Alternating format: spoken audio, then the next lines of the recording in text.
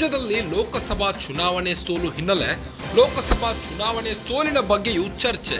ನಿರೀಕ್ಷಿಸಿದಷ್ಟು ಸ್ಥಾನ ಸಿಗದ ಹಿನ್ನೆಲೆಯಲ್ಲಿ ಮಾತುಕತೆ.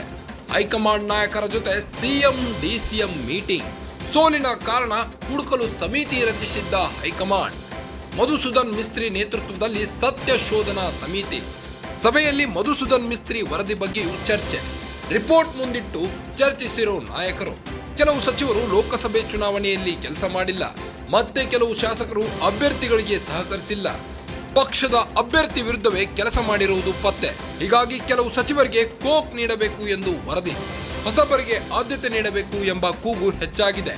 ವರದಿಯಲ್ಲಿ ಈ ಅಂಶಗಳನ್ನ ಉಲ್ಲೇಖಿಸಿರೋ ಮಧುಸೂದನ್ ಮಿಸ್ತ್ರಿ. ಇದನ್ನೇ ಮುಂದಿಟ್ಟುಕೊಂಡು ಸಂಪುಟಕ್ಕೆ ಸರ್ಜರಿಗೆ ಪ್ಲಾನ್. ಸಿಎಂ ಡಿಸಿಎಂ ಜೊತೆ ಪ್ರಾಥಮಿಕ ಚರ್ಚೆ ನಡೆಸಿರೋ ಖರ್ಗೆ.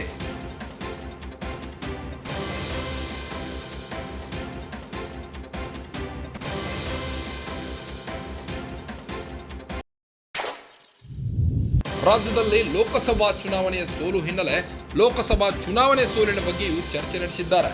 ನಿರೀಕ್ಷಿಸಿದಷ್ಟು ಸ್ಥಾನ ಸಿಗದ ಹಿನ್ನೆಲೆಯಲ್ಲಿ ಮಾತುಕತೆ ನಡೆಸಿದ್ದಾರೆ. ಹೈಕಮಾಂಡ್ ನಾಯಕರ ಜೊತೆ ಸಿಎಂ ಡಿಸಿಎಂ ಮೀಟಿಂಗ್ ನಡೆಸಿದ್ದಾರೆ. ಸೋಲಿನ ಕಾರಣ ಹುಡುಕಲು ಸಮಿತಿ ರಚಿಸಿದ್ದ ಹೈಕಮಾಂಡ್ ಮಧುಸೂದನ್ ಮಿಸ್ತ್ರಿ ನೇತೃತ್ವದಲ್ಲಿ ಸತ್ಯ ಶೋಧನಾ ಸಮಿತಿ ಏರ್ಪಟ್ಟಿದೆ. ಸಭೆಯಲ್ಲಿ ಮಧುಸೂದನ್ ಮಿಸ್ತ್ರಿ ವರದಿ ಬಗ್ಗೆಯೂ ಚರ್ಚೆ ನಡೆಸಲಾಗಿದೆ. ಕೈ ನಾಯಕರು ರಿಪೋರ್ಟ್ ಮುಂದಿಟ್ಟುಕೊಂಡು ಚರ್ಚಿಸಿದ್ದಾರೆ. ಮತ್ತೆ ಕೆಲವು ಶಾಸಕರು ಅಭ್ಯರ್ಥಿಗಳಿಗೆ ಸಹಕರಿಸಿಲ್ಲ.